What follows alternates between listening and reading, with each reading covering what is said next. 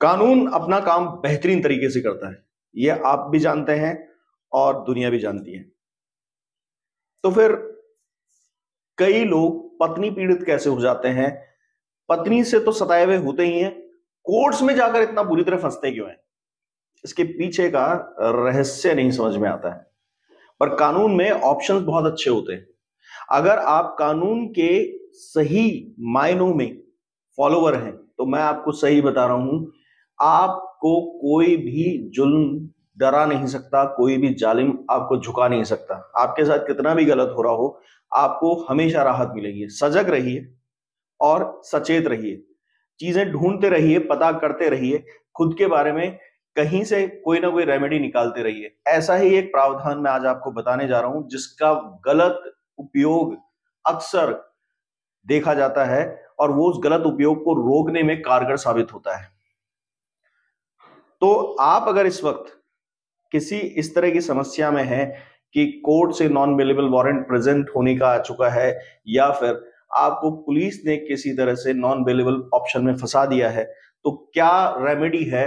क्या आप जेल जाएंगे या फिर आपको सीधी राहत मिल जाएगी?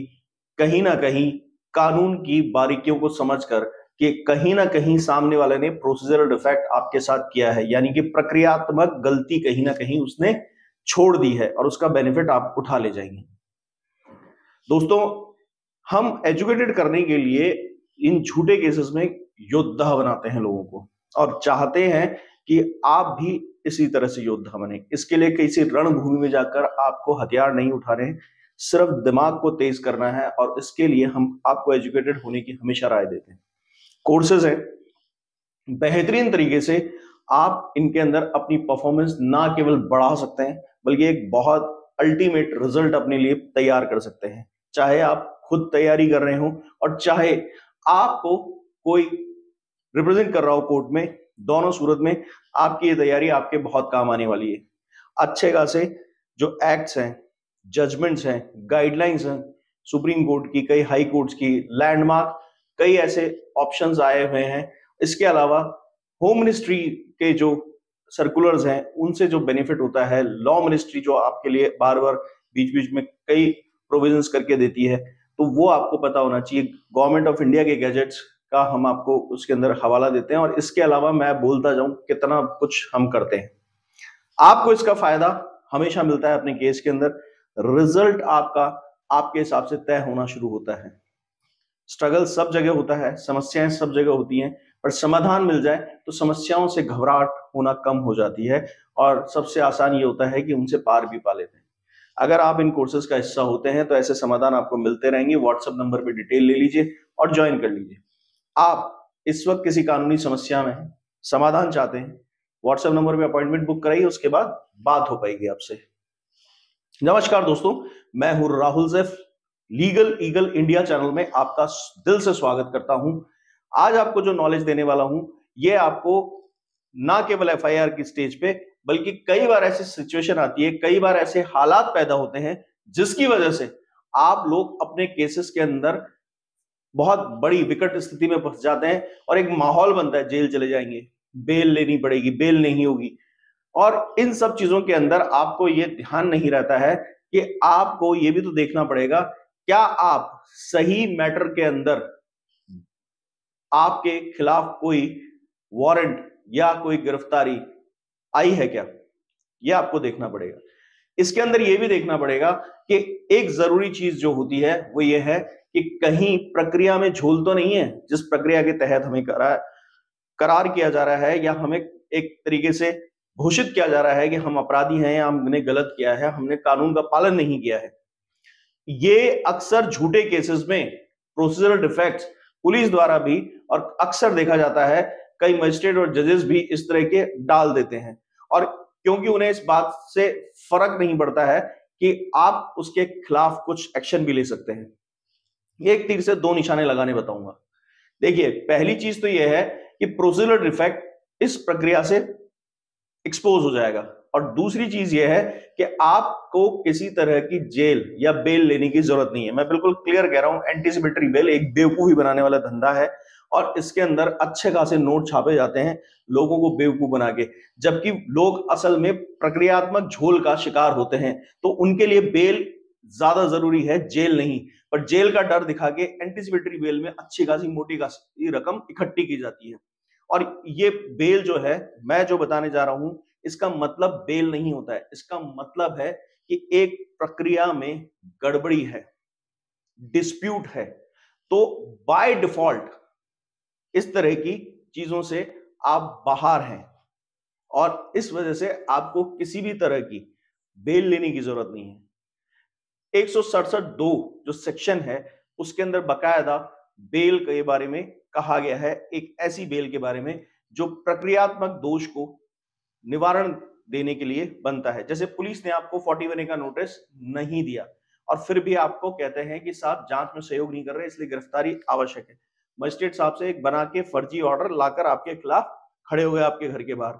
अगर ऐसी सूरत में आप तुरंत बेल के लिए अप्लाई कर दें, या मान लीजिए आपको घबराहट हो रही है, तो एंटीसिपेटरी बेल के लिए ना जाके आप डिफॉल्ट बेल के लिए जाएं। डिफॉल्ट बेल का मतलब है मैं अपने आप ही बेल पर हूं, मैं स्वतंत्र हूं, क्योंकि प्रक्रिया मेरे खिलाफ जा रही है जिसके अंदर कानून का पालन नहीं किया गया। जैसे चार्जशीट है, चार्जशीट कई बार 60 दिन के अंदर ही जो है फाइल करनी होती है, पर अक्सर उसको लंबा खींचा जाता है। तो आपके पास ये ऑप्शन है कि आप डिफॉल्ट बेल के लिए चले जाएं। कई बार ऐसा होता है कि कोर्ट्स इंटरिम बेल ग्रांट कर देती हैं 40 दिन की, 50 दिन की। तो चार्जशीट फाइल होने से पहले पहले अगर आपका ये टाइम खत्म हो रहा है तो फिर आप तुरंत कोर्ट को सूचित कर सकते हैं कि साहब चार्जशीट अभी तक कोर्ट में पेश नहीं की गई है, तो मुझे इसके अंदर राहत दी जाए। तो भी वापस दोबारा डिफॉल्ट बेल का आपको ऑप्शन मिल जाता है। मान लीजिए 60 दिन होने वाले, तो आपने 59वें दिन या 61वें दिन जाकर ये बात सूचित कर दी कोर्ट को और बता दिया कि ये डिफॉल्ट बिल मेरे को ग्रांट की जाए। तो अगर पहले डिफॉल्ट बिल लगा के इंटरिम मिल गया तो कोई दिक्कत नहीं, इंटरिम बिल से भी काम चल रहा है। मगर उसके बाद आपका अगर टाइम खत्म हो रहा है तो आप तुरंत अपने लिए वापस डिफॉल्ट बिल मान लें।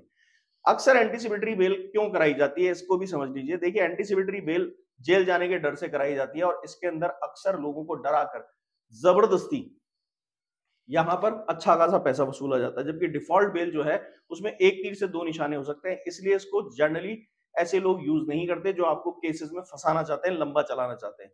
डिफॉल्ट बेल लगाने से क्या होता है, प्रक्रिया एक्सपोज हो जाती है कि गलत प्रक्रिया से सब कुछ चल रहा है। तो उससे फायदा क्या होता है कि केस भी डैमेज होता है और हो सकता है कि वो आगे फॉरवर्ड ही नहीं हो। तो आप प्रक्रिया पर चोट करते हैं और प्रक्रिया पे चोट करने का फायदा मिलता है। अक्सर ऐसा होता है कि कई बार कोर्ट में आप उपस्थित एक दिन नहीं हुए, सीधे कोर्ट में नॉन बेलेबल वारंट जारी हो जाता है आपके खिलाफ। तो अगर ऐसा भी हुआ है तो बेलेबल वारंट 3 बार जारी होने जरूरी है। इसके लिए सुप्रीम कोर्ट ने भी गाइडलाइंस दे रखी है। और उसके बाद नॉन बेलेबल वारंट होता है। पर नॉन बेलेबल वारंट ऐसा नहीं होता है कि आपको गिरफ्तार कर लेंगे। नॉन बेलेबल वारंट का मतलब है कि आप कोर्ट में प्रेजेंट हो जाए, अपने साथ 2 जमानती ले जाएं और आपकी जमानत करा के वो ले आएंगे। नॉन बेलेबल तो तब होता है कि आपको सूचना मिल गई है और फिर उसके बाद आप जा नहीं रहे कोर्ट में, तब आपको गिरफ्तार कराया जाता है, तब वो नॉन बेलेबल हो जाता है कोर्ट की अवमानना में। पर आपको ये फायदा होता है कि उस टाइम पर अगर मान लीजिए इस तरह से डायरेक्ट बेलेबल वारंट्स जारी नहीं किए गए और डायरेक्ट नॉन बेलेबल वारंट जो है वो आपके खिलाफ आ गए, तो उस टाइम पर आप डिफॉल्ट बेल लेकर अपने आप को सुरक्षित कर सकते हैं। तब जमानती की भी जरूरत नहीं पड़ेगी। इस तरह से इस प्रक्रिया में देखिए, समस्या का समाधान हर वक्त होता है, समाधान होना भी चाहिए, क्योंकि हम यहां पर कानून के लिए अपने नागरिक सुरक्षा को सुरक्षा प्रदान करने के हक में सोचते हैं। कानून के बारे में हमारी छवि ये नहीं बननी चाहिए कि कानून हमें खा जाएगा, मार देगा, फंसा देगा। कानून के बारे में हमें अपनी सुरक्षा के बारे में सोचना चाहिए। जब आप इस एंगल से सोचना शुरू करेंगे तो आपको रिजल्ट आने के चांसेस ज्यादा हो जाएंगे। और जब आप इस बात से डरना शुरू करेंगे कि कानून तो डंडा मारने के लिए, सर फोड़ने के लिए, टांगे तोड़ने के लिए, तो फिर आप और दलदल में फंसते चले जाएंगे।